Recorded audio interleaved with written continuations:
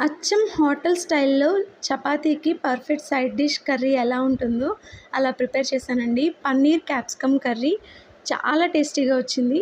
వీడియోలోకి వెళ్ళిపోదామా మరి?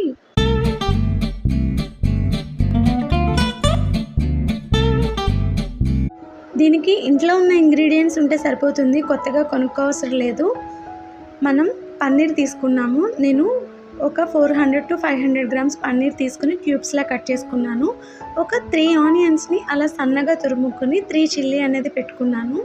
మనం మసాలా గ్రేవీకి 3 ఎండుమిర్చి, అలాగే వెల్లుల్లి, జీరా, ఒక ఇలాచి, లవంగం తీసుకున్నాను. క్యాప్సికమ్ని కూడా అలా స్క్వేర్ పీసెస్లా కట్ చేసుకున్నాను. కాజు అండ్ టమాటో.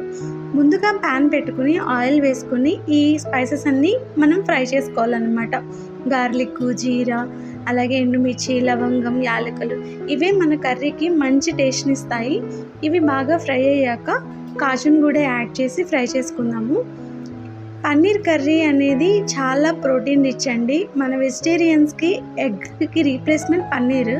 ఇవి బాగా ఫ్రై అయ్యాక టమాటాస్ని యాడ్ చేసేసుకొని పసుపు అలాగే కొంచెం ఉప్పు యాడ్ చేస్తే మంచిగా కుక్ అవుతాయి అన్నమాట. ఇవన్నీ కుక్ అయ్యాక చల్లారబెట్టుకోవాలి. ఆ చల్లారేలోపు ఇంకొక ప్యాన్ మీద మనం ఆనియన్స్ అనేవి ఫ్రై చేసుకుందాము. అవి కొంచెం కుక్ అయ్యాక క్యాప్సికమ్ని కూడా యాడ్ చేసుకుని చల్లారిన టమాటో మిశ్రమం ఉంది కదా, మనం ముందుగా ప్రిపేర్ చేసుకున్నాము, దాన్ని ప్యూరీ పట్టుకుని ఇందులో యాడ్ చేసుకోవాలి. ఆ ప్యూరీ యాడ్ చేసేటప్పుడు కొంచెం వాటర్ కూడా యాడ్ చేసి సిమ్లో పెట్టి కుక్ అవ్వనివ్వండి. క్యాప్సికమ్ అంటే ఇష్టం లేని వాళ్ళు కూడా ఈ కర్రీ ఇష్టంగా తింటారు.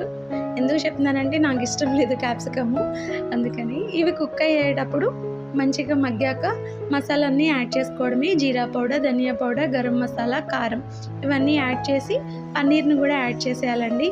మీకు అనుమానం రావచ్చు, ఆల్రెడీ ఎండుమిర్చి చేసాం కదా కారం అంటే, అందుకే అండి కారం చూసుకుని తగినంత కారం యాడ్ చేసుకోవాలి. కారం అనమాట.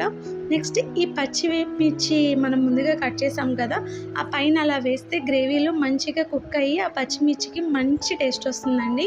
అది మనం రాగా అలా తిన్నా కూడా టేస్ట్ అనేది చాలా బాగుంటుంది. అంతే, మన పన్నీర్ క్యాప్సికమ్ అనేది రెడీ అయిపోయింది. లాస్ట్లో కొంచెం కసూరి మేతి వేసి కొంచెం సేపు కుక్ అవ్వనివ్వండి.